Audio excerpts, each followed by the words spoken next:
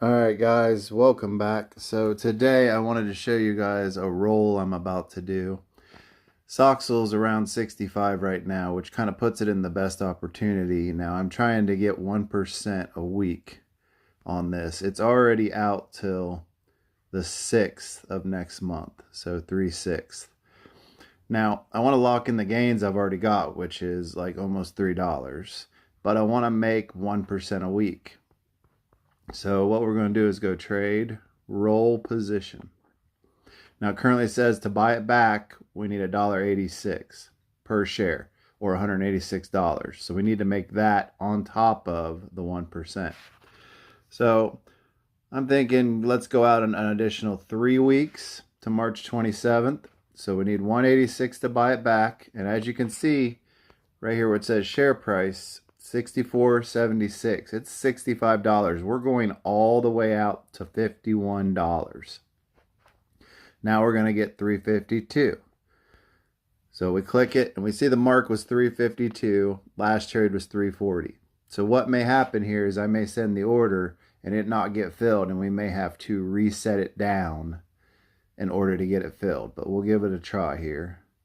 So we'll hit roll. And you see we're adding 21 days, and we're going to get a total credit of 166.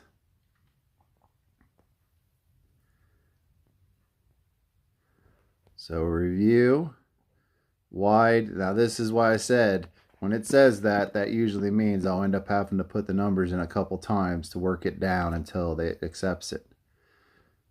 Oh, no, it got filled. Ooh, we got even more, guys. We got 175.92. Okay, so the limit was 166, but it filled at 175. So 175, and we bought back for 186. So we have 175. This is our actual profit.